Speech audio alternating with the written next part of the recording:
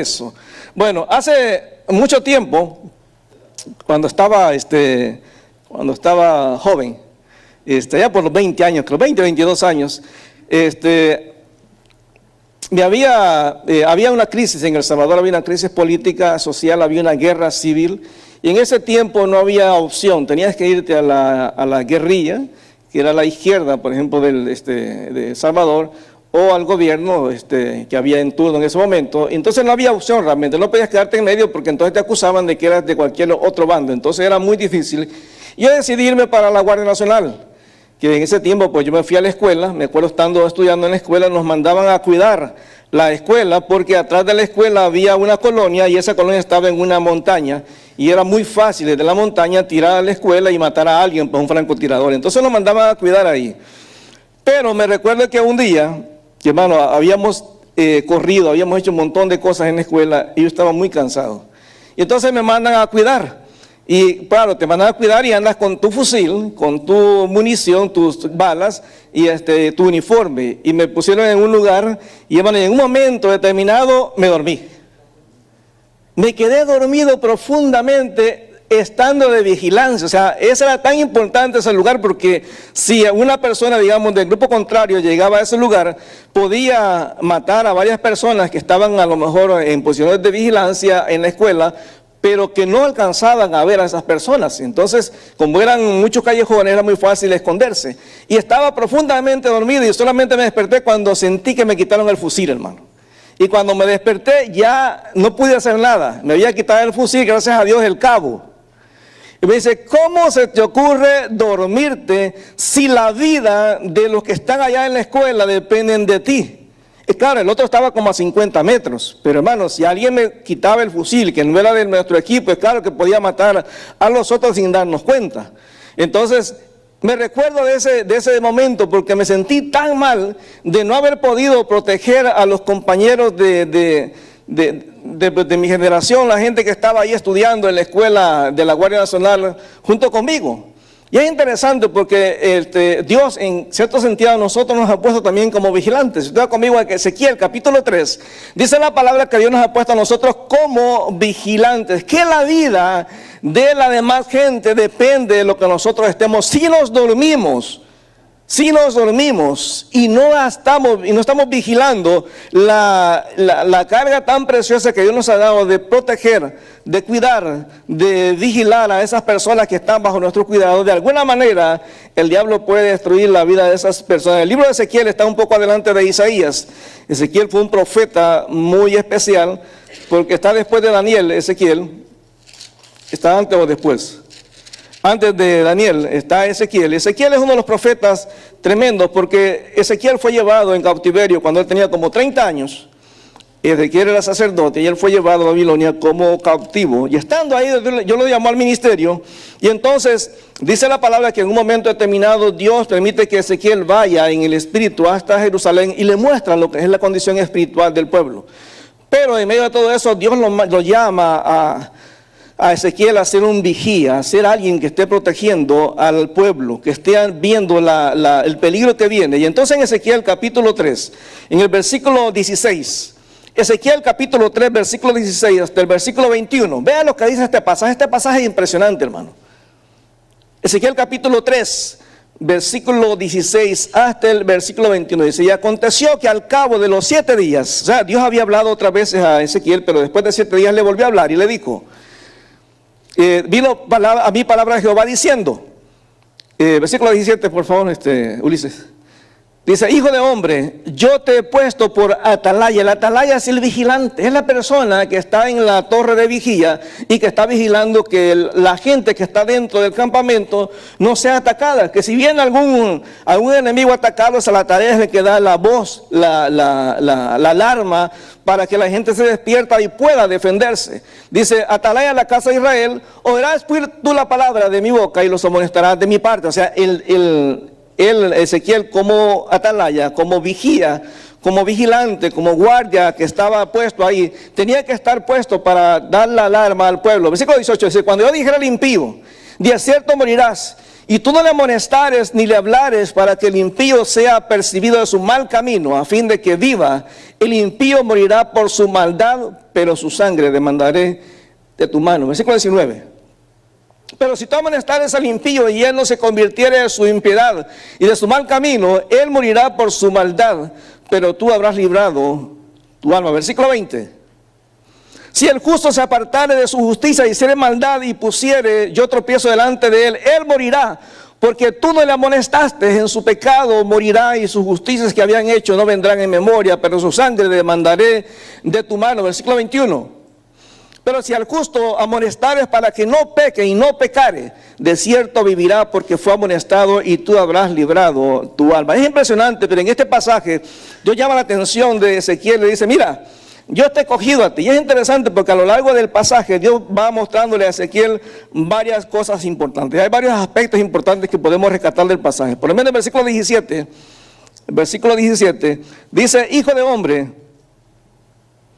yo te he puesto por atalaya. Es decir, Dios nos ha escogido para que seamos mensajeros, para que seamos gente que avisa a los otros del peligro, no porque nosotros lo merezcamos, es una decisión de Dios. O sea, Dios decidió en su soberanía escoger a cada uno de nosotros para que fuésemos atalaya. En este caso, Dios escogió a Ezequiel para que fuese la atalaya. Habían otros profetas, claro que sí, estaba Jeremías en ese tiempo. Jeremías estaba ministrando, Jeremías a lo mejor tendría sus 50 años, ya estaba ministrando, estaba sirviendo, habían otros profetas sirviendo en ese tiempo, pero Dios llama a Ezequiel y dice, mira, deja lo que está haciendo el otro, y yo te estoy llamando a ti para que seas el mensajero, el vigía, la persona que cuando vea un peligro, le avise a la gente. Entonces Dios nos ha llamado a nosotros como iglesia también a ser mensajeros. En Mateo 28, 18 al 20, el Señor le llama a la iglesia y le dice, toda autoridad me es dada en el cielo y en la tierra, por tanto, y de hacer discípulos a todas las naciones. O sea, toda la iglesia es llamada a ser mensajeros, a llevar el mensaje del evangelio a cada persona que hay en el mundo. A cada persona. Cada persona es llamada para llevar ese mensaje de salvación. Hechos 1:8, me seréis y recibiréis poder cuando haya venido sobre vosotros el Espíritu Santo, y me seréis testigos en Jerusalén, en Judea y hasta el último de la tierra. Pero es interesante que Dios le dice en este pasaje de hombre, yo te he puesto, dice, por mensajero, por atalaya, por vigía a la nación de Israel. Y luego le dice una presión importante ahí en Ezequiel capítulo 3, versículo 17. Le dice, hijo de hombre, yo te he puesto por centinela por la casa de Israel, cada vez que recibas un mensaje mío, es decir, cada vez que reciba un mensaje de la boca, dice, los amonestará de mi parte. Amado, el mensaje que la iglesia es llamada a dar no es el mensaje de la denominación. O sea, Dios no quiere que nosotros vayamos y le hablemos a la gente de la iglesia bautista. Dios tampoco quiere que usted le hable de la iglesia pentecostal, o de la iglesia metodista, o de la iglesia, cualquier iglesia de la que usted venga. Dios no le está interesado en que usted le hable. Dios quiere que le demos el mensaje del evangelio, que es el mensaje que viene de parte de Dios. Dios le dijo a Ezequiel, tú puedes tener tu opinión, tú puedes tener tu manera de ver las cosas, tú puedes tener tu como visión, lo que sea, pero a mí me interesa que tú le des el mensaje que yo te he dado que des, y el mensaje que Dios nos ha dado que debemos es el evangelio. No hay otro mensaje. Dios no quiere que cuando salgamos y le hablemos, mira, ven a mi iglesia porque mi iglesia es la correcta. No, hermano, no hay iglesia correcta. Porque no hay iglesia que salve, el único que salve es Jesucristo, no hay nadie más. Entonces Dios quiere que entendamos, y se lo dice a Ezequiel, que hay que dar el mensaje que Dios nos ha dado. Dice, hijo de hombre, te he puesto por centinela para Israel cada vez que recibas un mensaje mío. No se trata otra vez de mi opinión o acerca de lo que Dios dijo. No se trata de dar un mensaje según lo que yo creo que debe de ser. Yo he escuchado mucha gente cuando quiere hablar del evangelio y dice, mira, tú sabes que Dios es amor. Y Dios quiere entonces la salvación tuya. Entonces ven a Cristo, que no importa cómo vivas, Dios te va a aceptar. Hermano, la Biblia no dice eso. La Biblia no dice eso. El mensaje del evangelio es bien sencillo. La Biblia dice, arrepentíos y convertíos. Siempre en la entrada para la relación con Dios es el arrepentimiento. Si no hay arrepentimiento, no hay conversión, hermano. Hace mucho tiempo, en una campaña evangelística que se hizo aquí en Montreal, el predicador, un evangelista, decía en su predicación, al final cuando hizo el llamamiento, le decía a la gente, si usted quiere que Dios le solucione todos los problemas, venga al frente y Dios se lo va a hacer. Ese no es el evangelio, hermano. Ese no es el evangelio. O sea, ¿cuánta gente fue sanada por Jesús cuando Él estuvo acá y nunca se convirtieron? Dígame cuántos de los 5,000 que Jesús alimentó realmente lo siguieron. No, hermano. O sea, no se trata, o sea, no es malo realmente hablar del que Dios soluciona los problemas, hermano, pero una gente no se va a convertir porque Dios le haga un milagro. Sí, el evangelio dice que la primera cosa que la persona tiene que reconocer es que es pecador. Romanos 3:23 que dice, por cuanto todos pecaron, están destituidos, separados de la gloria de Dios. Es decir, el mensaje del evangelio primero tiende a la persona que reconozca que es pecadora. Cuando Ezequiel hablaba al pueblo tenía que decir, lo que ustedes están haciendo es malo, es pecado, se están rebelando delante de Dios. O sea, unos capítulos más adelante, Dios lleva a Ezequiel y lo lleva al templo. ¿Usted ha escuchado alguna vez eso, que la gente deja el cuerpo y se va en el espíritu? Bueno, eso le pasó a Ezequiel. Ezequiel está en Babilonia sentado junto con los ancianos. Y parece que Ezequiel usaba trenzas. Eso es lo que dicen los estudiosos, porque él dice que el Espíritu Santo lo agarró de las guedejas. Parece que él usaba trenzas. Y entonces el Espíritu Santo lo lleva en el espíritu y lo lleva hasta el templo en Jerusalén y le dice, mira, hijo de hombre, lo que esta gente está haciendo. Habían sido maltratados, habían sido destruidos por las naciones enemigas, pero Israel, a pesar de eso, Dios le muestra a Ezequiel que en el templo los ancianos, hermano, los líderes espirituales del pueblo, lo que estaban haciendo es adorar a reptiles. Le dice, mira lo que hay en la pared. Y en la pared dentro del templo hay lagartos, lagartijas, renacuajos, arañas y todo ese templo. Y los ancianos de la iglesia, del templo, están adorando a esas cosas dentro del templo. Y lo lleva y le muestra en otra parte del templo donde están un montón de mujeres adorando a Tamuz, que es el dios de la fertilidad. Las mujeres rogándole a un ídolo pagano de que les permitan tener hijos. Y Dios le dice a Ezequiel, ¿te das cuenta cómo esta gente me provoca ira? ¿Te das cuenta cómo esta gente me provoca celos? Entonces Ezequiel es llamado para que confronte al pueblo con qué es el pecado, hermano. El evangelio, hermano, confronta a la persona con lo que es pecado. Nadie se va a arrepentir si no reconoce que hay pecado en su vida. Nadie. Entonces el mensaje que Dios quiere que Ezequiel dé es el mensaje que Dios le ha dado, no el mensaje que Ezequiel quiere. No el mensaje de que venga a Cristo y el Señor te va a multiplicar todo lo que tienes. Porque ya escucho muchos pastores que dicen, mire, dele a Dios plata. Y Dios le va a dar 100 veces lo que usted le ha dado. Pero nunca le hablan de arrepentimiento. Hay un pastor que decía en una entrevista que le hicieron, a mí Dios no me ha llamado a hablar de pecado, sino de prosperidad. Bueno, hermano, váyanse al evangelio. ¿Qué le decía Juan el Bautista? El hacha está puesta. Jesús le decía, no digan que son hijos de Abraham, porque ustedes son hijos del diablo. Y eran judíos religiosos, hermano. Entonces Dios quería que Ezequiel entendiera que el mensaje que tiene que dar es el mensaje que Dios le ha dado sin hacerle cambio. No es lo que cree la denominación, hermano. No es lo que cree la denominación. No es lo que cree el pastor tampoco. Ustedes ven que los pastores nos equivocamos. Los pastores no se equivocan. A veces yo escucho, hermano pastor, y yo digo, pero ¿de dónde sacó eso en la Biblia? Yo nunca, prometo, mi Biblia no dice eso. Porque a veces nos dejamos llevar por lo que la denominación dice. Me acuerdo que en una iglesia en la que estábamos pastoreando, una hermana me dice, mire hermano, es que a mí me enseñaron que la salvación se pierde. Digo, pero ¿dónde aprendió usted eso? No, es que mi pastor me dijo. Sí, pero ¿dónde dice en la Biblia? Ah, no sé. Entonces, no, hermano, los pastores nos equivocamos. Supe de un pastor que decía que usar batería era del diablo. ¿Cuántos dicen amén? Decía que la batería era del diablo, pero cuando sus hijos crecieron y les gustó la batería, ahí no era el diablo, porque a los hijos les gustaba. ¿Se acuerda el hermano, este hermano que Dios usó mucho, G. Ávila? Él decía que la televisión era la caja del diablo. Él decía, y hay de aquellos creyentes que tienen la caja del diablo en su casa. Hasta que se dio cuenta que la televisión podía ser usada para llevar el evangelio a lugares donde no podía llegar el evangelio. Se dio cuenta, cambió de opinión. Los pastores nos equivocamos, hermano. Pastores cambiamos. Por eso dice el apóstol Pablo, si nosotros o un ángel viene hablando de otro evangelio, es anatema, es maldito. No se puede cambiar el mensaje de Dios. Y el mensaje de Dios es que la persona debe reconocer que es pecadores. pecadores. Es que la Biblia nos advierte las consecuencias de agregarle o quitarle al mensaje de Dios.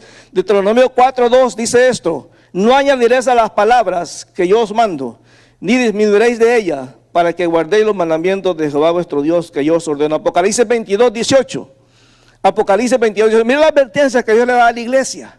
Porque, hermano, la Biblia es completa. No podemos decidir qué parte nos gusta y qué parte no. Aquí en Apocalipsis capítulo 22, versículo 18 dice: yo testifico a todo aquel que oye las palabras de la profecía de este libro. Si alguno añadiere a estas cosas, usted dice, no, es que hay que aceptar a Cristo y bautizarse para ser salvo. Eso es agregarle, hermano. La Biblia dice que solamente hay que creer en Cristo. Dice, no, como dicen algunos por ahí, no, tienen que aceptar a Cristo y dar el diezmo, porque si no da diezmo, no es salvo. Díganme dónde dice en la Biblia eso. No dice, hermano. La Biblia dice que solamente que en Cristo hay salvación y vida eterna. Hay gente que dice, y a lo mejor usted me va a linchar por eso, no, tienes que aceptar a Cristo, ir a la iglesia para ser salvo. No, hermano, la iglesia no salva. El mensaje que tenemos que dar, el mensaje que está en la Biblia, que solamente en Jesús hay salvación y vida eterna. Ahora, llega Ezequiel 3:17, es interesante, porque el Señor, después que le dice a Ezequiel que lo ha llamado para ser un vigía, alguien que le abre a la gente el mensaje de Dios, Dios le da a Ezequiel la idea de que es urgente, hermano. No podemos esperar. En Ezequiel capítulo 3, versículo 17, si me lo pones por favor, Ulises. Ezequiel capítulo 3, versículo 17. Hijo de hombre, yo te he puesto por atalaya en la casa de Israel. Pues tú la palabra, oirás pues tú la palabra en mi boca y los amonestarás de mi parte. O sea, es algo, hermano, que es. Yo no sé si tengo mal el versículo. A ver, ponme el versículo 18, por favor. Bueno, aquí en esta versión dice, hijo de hombre, yo te he puesto como centinela para Israel. Cada vez que recibas un mensaje mío, advierte a la gente de inmediato. Yo me ponía a pensar cuando leía esto, decía, Señor, ¿cómo va a ser cuando sea el rapto? Yo no sé si vamos a tener conciencia de lo que estamos dejando atrás. Pero qué doloroso va a ser para muchos padres de familia que tienen la idea de que sus hijos son buenos muchachos, cuando vean que se quedan acá porque no recibieron a Cristo como Señor Salvador. Hermano, si su hijo, por muy buena gente que sea, por muy obediente que sea, si no ha tenido un encuentro personal con Jesús, va a la condenación. Y es ahora, mañana nadie sabe, hermano, qué puede pasar. O sea, nadie sabe cuándo va a morir, nadie sabe, hermano. Usted no me puede decir que la otra semana usted va a estar aquí en el culto, nadie sabe, hermano. Nadie sabe, o sea, no tenemos control del futuro. O sea, el hablar del evangelio tiene que ser hoy, mañana puede ser demasiado tarde. Yo para ayer salimos a dar tratados, aquí fuimos aquí a la plaza de Cavendish y luego fuimos a la aquí de Cosanluc. Hay gente que no te lo recibe, hermano. Gente que te dice, no quiero. Desde que te ven de lejos, no. Desde lejos te dicen que no te le acerques. Pero usted no sabe el efecto que puede tener ese tratado en la vida de esas personas. Usted no sabe el cambio que puede hacer. Yo cada vez que ando haciendo el Uber le digo, Señor, dame gracias, Señor. La semana le hablaba a una señora española y me doy cuenta, hermano, que a veces uno tiene ese temor que no tiene ningún sentido realmente, hacia que la gente va a rechazar el evangelio. Pero cuando tú le hablas de Dios, hay gente que se sorprende, me dice, ¿usted es pastor? Yo no me escondo, hermano, yo soy pastor, soy cristiano. Me dice, oye, ¿cómo es eso? ¿Cómo es eso? ¿Qué es lo que ustedes creen? Hermano, esa es una puerta de apertura. O sea, yo tengo que aprovechar cada oportunidad porque uno no sabe si esa gente uno la va a volver a ver. Imagínense que esa persona se fue de viaje, no sé, a Cancún y el avión se cayó. Y yo no le hablé, hermano. O sea, posiblemente con lo que escuchó ya cuando va cayendo el avión se arrepiente y se va al cielo. Pero tuvo la oportunidad, pero imagínense en ese momento que no sepa qué es lo que tiene que hacer. La Biblia dice en Hebreos 9:27 que de la manera que está establecido para los hombres que mueran una sola vez y después el juicio. Hermano, después de muerto una persona no tiene más oportunidad. No hay misa que pueda ayudar a nadie para ir al cielo. No hay misa, hermano. No hay dinero. No importa cuánto dinero usted le da al pastor para que lo saque a la persona de la condenación y lo mande al cielo. No hay, hermano. La Biblia establece que la oportunidad es ahora que estamos vivos. Hay que aprovechar el tiempo porque no sabemos cuánto tiempo. Vamos a ver, fíjense que es interesante. nosotros, digamos, tenemos la idea de que en el proceso natural de la vida, los que estamos viejos, voy a incluir ahí, hermano, los que estamos viejos nos vamos a ir antes y los que están jóvenes se van a quedar aquí en la tierra. Nadie sabe, hermano. Y la gente tiene tan metida esa idea que, por ejemplo, a ver, ayúdeme en esto. ¿Cómo se llama una persona que pierde a un papá o una mamá? ¿Cómo se llama? Huérfano. ¿Cómo se llama una persona que pierde al esposo o a la esposa? ¿Y cómo se le llama a un padre que pierde un hijo? No existe, hermano. Porque la lógica nunca va a pasar. Pero la realidad es que pasa, hermano. Pasa en algún momento, puede un padre perder a un hijo o a una hija. Nadie sabe, hermano. No tenemos la garantía. Ahora va a ser terrible si usted llega al cielo y Dios le permite ver y usted ve allá a su hijo en el infierno sufriendo, diciendo, y usted, ¿pero por qué, Señor? Si mi hijo, mira, es mi hijo, no dice tu palabra, cree tú y tu casa, dice, cree, ¿cómo dice? Cree y será salvo tú y tu casa. Hermano, no es automático. Simplemente cuando el evangelio llega a mi vida, yo soy la puerta de entrada para mis hijos. O sea, porque yo les tengo que compartir el evangelio. No hay mayor privilegio de compartir el evangelio. Ahora, los hijos pueden tomar su decisión cuando están grandes, hermano. Pero tienen que tener un encuentro personal con Jesús. No hay mayor privilegio que los hijos conozcan a Cristo a través de nosotros, los padres. No hay mayor privilegio. El tiempo se nos está acabando. El Señor le dice a Ezequiel, no dejes para mañana lo que tienes que hacer hoy, hermano. Mire, siempre estamos ocupados. Siempre tenemos cosas que hacer. Pero si usted, por ejemplo, el tiempo que nos toca ir y compartir el evangelio, usted dice, no, pero es que hoy tengo que ir a hacer las compras. Bueno, usted me está diciendo que para usted es más importante las compras que hablar del evangelio a la gente. Usted me está diciendo eso. No, es que me invitaron a un cumpleaños. No, es que hay ofertas especiales. No, es que va a jugar los Canarias. Ya los eliminaron, qué bueno.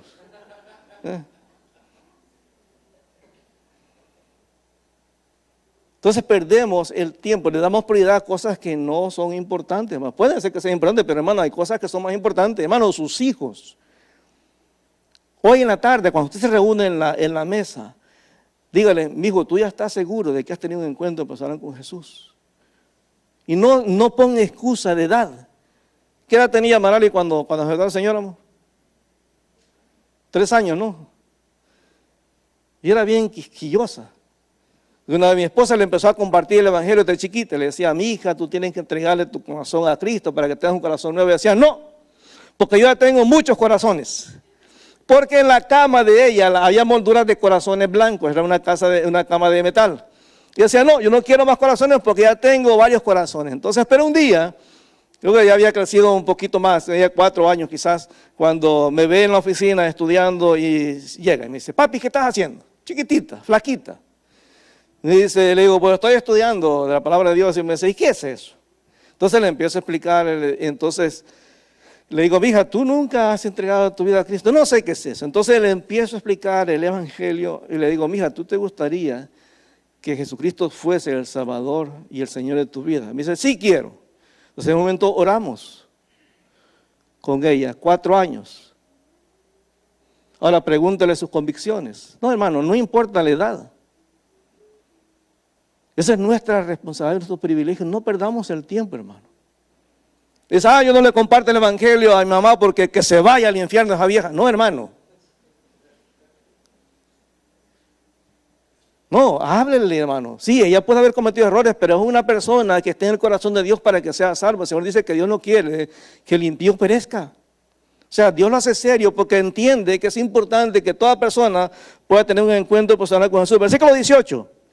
Versículo 18 de Ezequiel capítulo 3. Versículo 18. Vea cómo en este pasaje el Señor era un aspecto importante, porque no solamente nos dice que es algo urgente, no solamente nos dice que es algo que tenemos que hacer, porque somos los responsables de eso, sino que aquí nos lleva a entender lo grave que es, hermano, cuando no lo hacemos. Porque el primer ejemplo que pone el Señor es como un cuadro. Vamos a poner ese cuadro a este lado. Es como este cuadro donde el Señor dice, mira, ¿qué va a pasar? Si tú dices, bueno, yo no quiero, no puedo, no me interesa, no tengo el tiempo, no tengo ganas de hacerlo. Entonces el Señor, cuando yo diga al malvado, vas a morir, y tú al malvado no le hayas advertido sobre su mala conducta para que siga viviendo, ese malvado morirá por causa del pecado. La Biblia dice, la paga del pecado es la muerte. Puede ser que para nosotros no sea el malvado, pero la Biblia dice que todos somos pecadores, o sea que toda persona está condenada y está destinada a ir a la condenación. O sea, si yo no le hablo al que no conoce a Cristo, el fin de esa persona es el infierno. Déjese de pensar, se va a ir al purgatorio y vamos a hacer unas misas. Eso no funciona, hermano. La Biblia dice que está estipulado por Dios que el hombre muera una vez y después el juicio. No hay más oportunidad. No hay más oportunidad, hermano. Es aquí en la tierra donde tenemos que tomar una decisión. Dice, no, la persona se va al infierno. Y dice, bueno, Señor, ya se fue, ni modo. Pero vean lo que Dios dice. Pero yo te pediré cuentas de su muerte. Es decir, si yo me quedé callado, sabiendo que Dios me ha mandado a hablarle a esa persona, quien sea, hermano, no importa quién sea, no importa quién sea.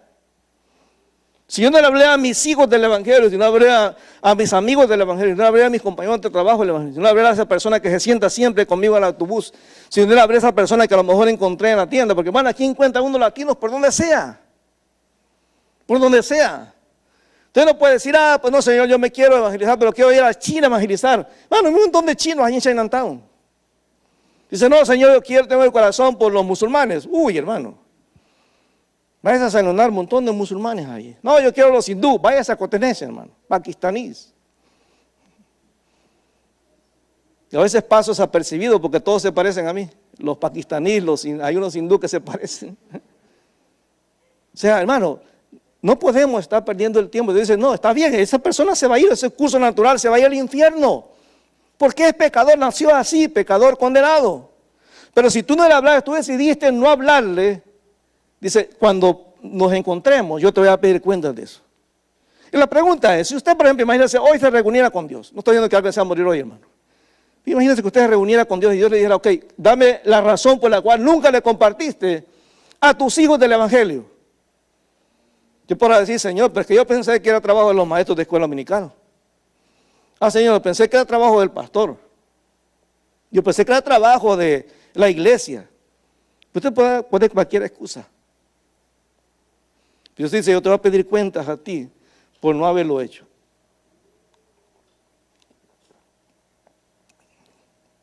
Y ese cuadro nos mete en una situación, porque usted puede decir, no tengo tiempo, hermano. Todos tenemos tiempo, todos. No me caen muy bien. Usted ha escuchado ese dicho que dice que no somos moneditas de oro para caerle bien a todos. Sí, hermano. ¿Usted cree que Jesús, cuando estuvo aquí en la tierra predicando, escogía a quién hablarle? No. Jesús lo que buscaba era la fe de las personas. Jesús buscó a una mujer samaritana que no se lo merecía, que era, mire, cuando Jesús va donde la mujer samaritana rompe un montón de normas sociales, porque para él como hombre, ya siendo hombre, era feo hablarle a una mujer que no fuera su esposa. Número 2, había una mujer con ese estilo de vida, pues. Esta mujer tenía colección de maridos, hermano.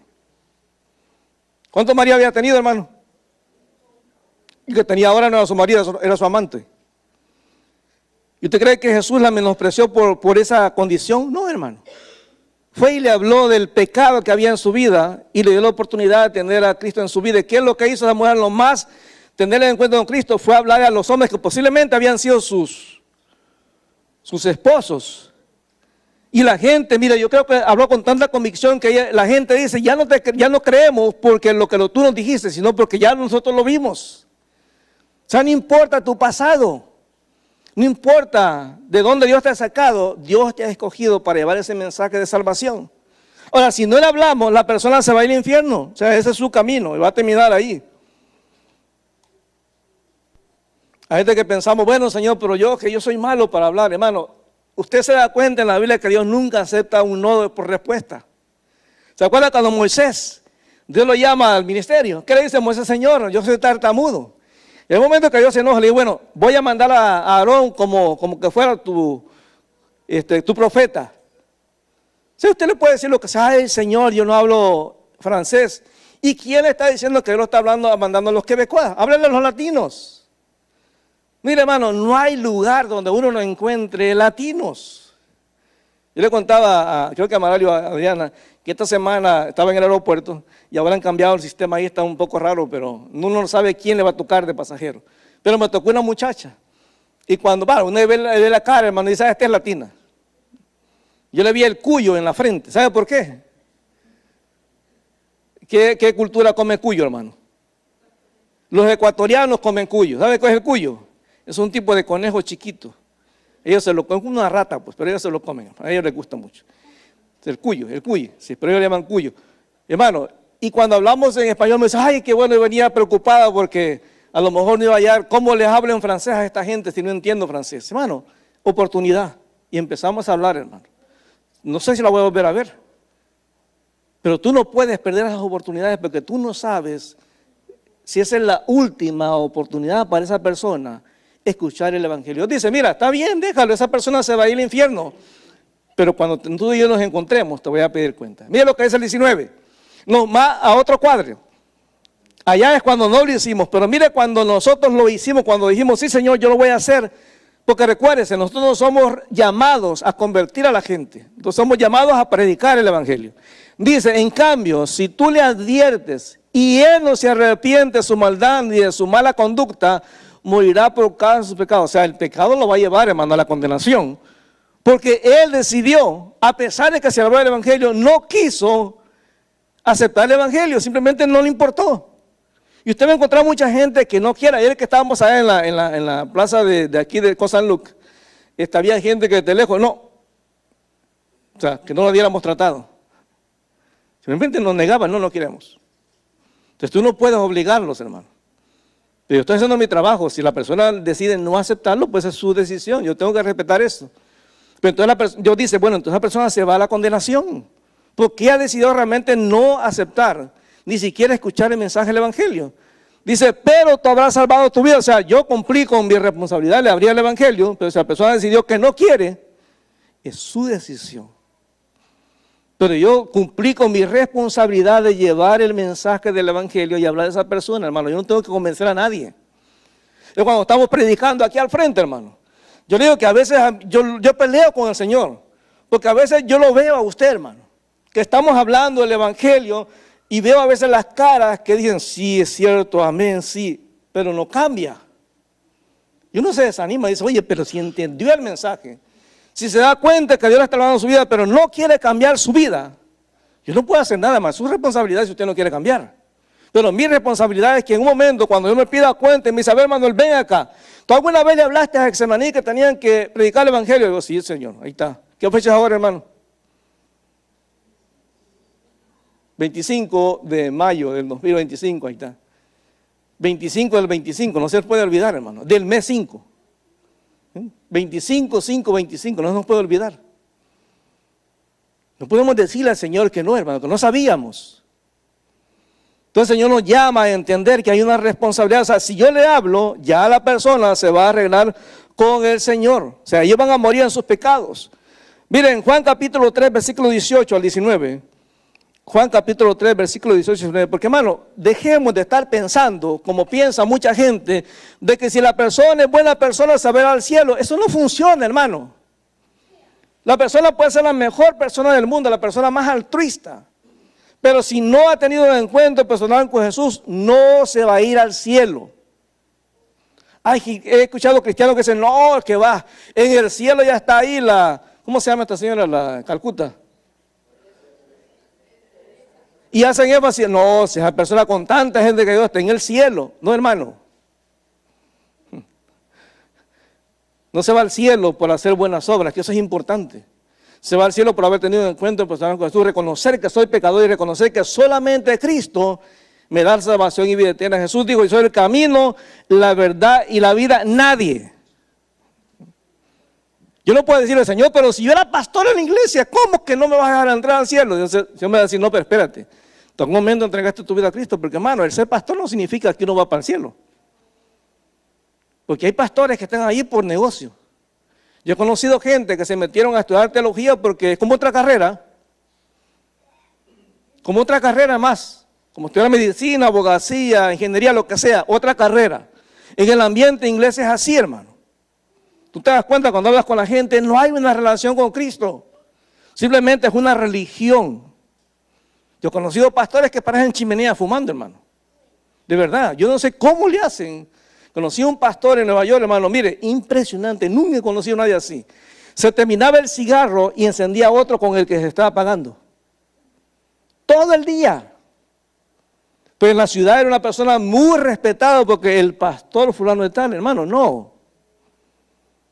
Conocido pastores, hermano. No sé si lo que está circulando en las redes sociales es verdad, pero hay una niña supuestamente que se escapó, que el pastor la estaba violando y se le escapó. Y unas cámaras agarraron la imagen y el tipo está arrestado. No, hermano, el ser pastor no te garantiza que vas a ir al cielo. Entonces, cuando el Señor lo llame a cuenta, va a decir, no, Señor, pero yo era la junta. ¿Y qué tiene que ver eso? Yo era diácono. Hermano, en el infierno van a haber muchos pastores, muchos miembros de la junta, muchos diáconos, muchos de alabanza. Porque no se va al cielo por el ministerio que usted tiene en la tierra, sino por haber tenido un encuentro personal con Jesús. Dios dice, ahí está. Es mi responsabilidad llevar ese mensaje a las personas. Y en Juan 3, 18 al 19, dice, el que cree en Él no es condenado. O sea, la única manera de no ser condenado es a través de creer en Cristo como mi Señor y Salvador. Pero el que no cree ya está condenado porque no ha creído en el nombre del único Hijo de Dios. Miren el 3:36, lo repite otra vez, de una manera diferente, pero lo repite otra vez. Juan 3:36, vea cómo lo menciona en este pasaje. Dice, el que cree en el Hijo tiene vida eterna, pero el que desobedece al Hijo no sabrá lo que es esa vida, sino que permanecerá bajo el castigo de Dios. O sea, yo tengo que tener un encuentro personal con Jesús. Hermano, el juicio está cerca. El juicio está cerca. Cada día que pasa es un día menos de vida que tenemos. Cuando usted se levante mañana y en la mañana ya se le fue este día, ya no puede retroceder. Cada día es una nueva oportunidad que Dios nos da para poder tener una relación personal con Él. Ya, si la persona decide negarse, arrepentirse, hermano, esa es una decisión de la persona. Y mire, y a veces la gente, yo no sé por qué, pero como creyentes somos muy hábiles para usar versículos a nuestra conveniencia. Yo le decía a alguien, no, pero es que es necesario predicar el evangelio. Me dice, pero yo soy libre en Cristo. Yo no tengo por qué hacer las cosas que dice ahí en la Biblia. Yo soy libre en Cristo ahora. Yo no estoy obligado bajo la ley a hacer nada. Bueno, déjeme enseñarle lo que dice 1 Corintios, capítulo 9, versículos 16 y 17. 1 Corintios 9, Pablo, hablando de predicar el evangelio, él dice, mira, tengo que hacerlo, quiera o no quiera. No es cuestión de que a mí me guste, no es cuestión de que a mí me interese, es que Dios ha dicho que hay que hacerlo. 1 Corintios 9, 16. Sin embargo, cuando predico acerca de las buenas noticias del evangelio, no tengo de qué enorgullecerme, ya que estoy bajo la obligación de hacerlo. Ay de mí si no predico las buenas noticias. O sea, no tengo opción, hermano. En efecto, si lo hiciera por mi propia voluntad tendría recompensa, pero si lo hago por obligación, no hago más que cumplir la tarea que se me ha encomendado. O sea, no hay opción, hermano. No hay opción. Yo dije que estaba Adrián se metió un momento a la farmacia y yo le decía, Señor, ¿dónde está la iglesia? Que no tenemos nunca tiempo de predicar el evangelio, porque posiblemente usted dice, bueno, hermano, pero es que el sábado no puedo. Hágalo en su tiempo, hermano. Hágalo cuando usted pueda. Hágalo cuando esté en el autobús, cuando esté en el trabajo, cuando esté en la clínica, en cualquier lado, pero hay que hacerlo. Pero lo hacemos los sábados para que usted no tenga excusa de decir, pero es que en la iglesia nunca tiene una actividad de evangelismo. No, lo hacemos sábados para que usted pueda decir, pues yo nunca lo he hecho, voy a aprender cómo hacerlo. Pero tenemos que hacerlo, hermano. La gente se está muriendo sin Cristo. En Quebec estamos haciendo una investigación que no entienden por qué los jóvenes de la nueva generación hay un hambre por las cosas de Dios. Y la gente adulta no entiende eso. La gente que rechaza todo lo que es religión y el muchacho le dice a un pastor, le dice, no, pero es que yo no estoy hablando de religión, estoy hablando de una relación personal con Cristo. Había una muchacha que están entrevistando que es una quebecoa, pero es de origen iraní. Ella nació en Irán y vino aquí en Quebec y pues tiene la ciudadanía pues, de aquí en Canadá, pero es iraní. Y ya cuando le preguntan, ella dice, yo tenía una vida de pecado, una vida mala. Yo, dice, tuve relaciones con tantos hombres, hasta que Cristo me encontró y Él cambió mi vida. Ahora mi valor depende no de lo que yo hice, sino de lo que Cristo hizo por mí. ¿Se da cuenta? Dios cambia la vida. Bueno, imagínense quién va a pensar que una mujer que ha andado con un montón de hombres, iraní, que viene de un país musulmán, va a llegar a conocer a Cristo, porque eso es lo que Dios hace, hermano. Eso es lo que Dios hace. Dios está transformando, está tocando la vida de las personas, pero Dios le ha placido usarlo a usted y usarme a mí. Si yo no lo hago, hermano, si yo no hablo mi boca y hablo el evangelio, hermano, Dios cuando nos presentemos me va a pedir cuenta y va a decir, ¿por qué nunca le hablaste a tu vecino? No vale que usted le diga que era venezolano. ¿Y? Dios ama a los venezolanos, hermano. Dios ama a los mexicanos. Dios habla a los salvadoreños, a los nicaragüenses, a los cubanos, a los dominicanos, a todos los ama, hermano. Y cada persona tiene el derecho y Dios quiere que tenga la oportunidad. La Biblia dice que Dios no retarda su promesa como algunos la tienen por tardar, sino que es paciente para con nosotros, no queriendo que ni uno perezca. Imagínense, dice la Biblia, que cada vez que una persona se arrepiente, hay fiesta en el cielo. Una, hermano, que se arrepienta, hay fiesta en el cielo. Una, hermano. O sea que en el cielo hace una fiesta eterna, permanente. Cada persona. Dios nos dice, a ver, por aquí los que son bautistas, aquí los que son pentecostales, allá los metodistas. No, hermano, cada persona que llega a un encuentro pasado con Jesús, hay fiesta en el cielo. Porque para Dios ese es el milagro más grande, hermano, que puede haber en la vida de una persona. Porque cambias todo, hermano. Cambias todo. Usted me dice, hermano, yo no puedo salir de la casa porque ya mis pies no me dan. Hermano, ore por aquellos que están haciendo la obra. Ore por los misioneros, porque hay muchos misioneros perseguidos en otros países ahora. Muchos misioneros perseguidos en países donde uno ni se imagina que están siendo perseguidos. Gente que está llevando el evangelio a lugares donde realmente Dios está abriendo brecha ahí. Lugares musulmanes donde la gente habla de que Cristo se les ha aparecido. Y ellos se dan cuenta que Jesús apareciendo a los judíos, hermano. Judíos, dando testimonio. O sea, estamos hablando de rabí, dando testimonio y orando. Yo estaba viendo el testimonio de un científico aquí en Connecticut, en Estados Unidos, que él dice que es una persona con muchos títulos académicos. Y dice que un día Dios se le apareció en el cuarto. Él estaba haciendo su rezo judío. Se le apareció y le dijo, eso no es lo que yo quiero. Yo quiero tu vida, yo quiero una relación, yo soy Jesús, el Mesías. Y él dice, Dios me abrió la mente y me hizo entender que eso era la verdad. Y él dice, yo no entiendo cómo Dios en su sabiduría, en su misericordia, pudo poner sus ojos en un hombre como yo. Porque cada persona es valiosa para Dios. Ahora la pregunta es, hermano, para usted, para mí. Cuando Dios nos llame a cuentas,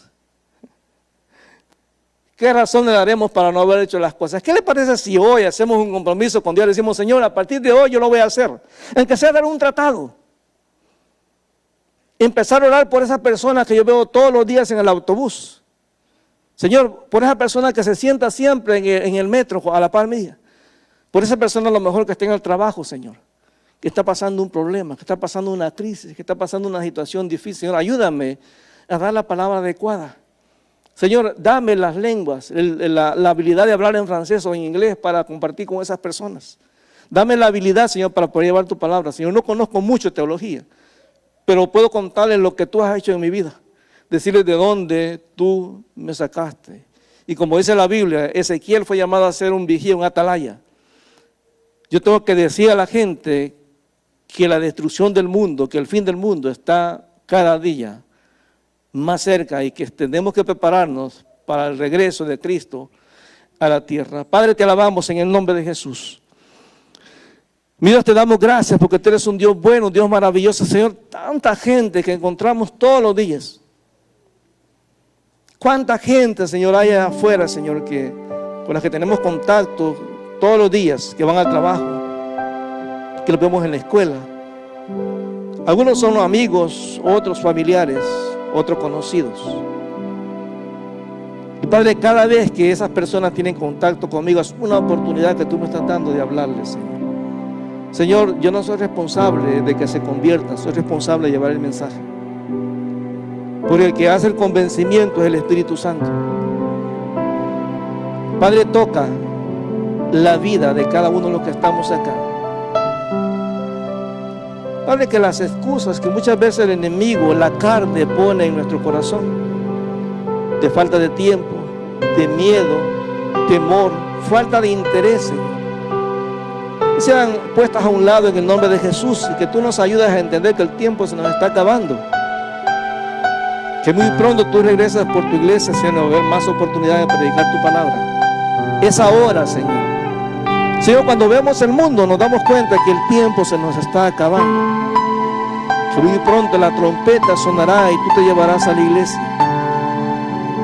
Al mismo tiempo también queremos, Señor, estar nosotros seguros de que hayamos tenido un encuentro personal contigo. Señor, no se trata simplemente de venir a la iglesia, se trata de estar convencidos de que ya hemos tenido un encuentro personal con Jesús, que Él es mi Señor y mi Salvador. Cada uno de los que estamos aquí, Señor, hombres, mujeres, jóvenes, adultos mayores, todos somos llamados, Señor. Ninguno de los que estamos aquí es puesto a un lado, Señor. Todos somos mensajeros. Todos somos llamados a llevar ese mensaje de esperanza al mundo que se está muriendo cada día, Señor. ¿Cuánta gente se suicida todos los días, Señor, porque no tienen esperanza en sus vidas, cuando nosotros tenemos ese mensaje que cambia?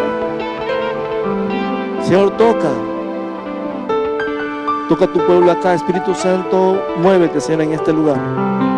Llénanos, contrólanos. Señor, rompe cualquier atadura que haya, Señor. Señor, tú no esperas que seamos perfectos para poder predicar, pero cuando tú nos salvaste, Señor, dice tu palabra que en Cristo tú nos has hecho perfectos. Señor, te pedimos que esta semana, Señor, tú pongas personas a mi alrededor, Señor, en mi camino, para que yo pueda compartirles tu palabra, Señor, para que yo pueda realmente ser esa atalaya que les diga, Señor, que no hay que hay esperanza todavía en Cristo, que no se trata de la religión, sino de una relación personal con Cristo. En el nombre de Jesús, Señor, controla mi vida, Señor. Amado hermano, ahí donde estás, esto es personal, el llamado es personal y la respuesta es personal. Dile: Señor Dios, yo hoy decido, Señor, tomar mi lugar como mensajero, como atalaya, como vigía, Señor, y voy a hablar de ese mensaje que transforma vida, ese mensaje de esperanza a todos aquellos que tú pongas delante de mí, Señor. Que puedo usar incluso las redes sociales, Señor, para hablarle a aquellas personas que conozco pero que están lejos. Que pueda aprovechar, Señor, mandarles mensajes, mandarles las prédicas, Señor, a esas personas, Señor, que seas tú el que haga la obra. Yo soy responsable de darle el mensaje, pero tú eres el que hace el milagro, la conversión, Señor. Señor, en el nombre de Jesús,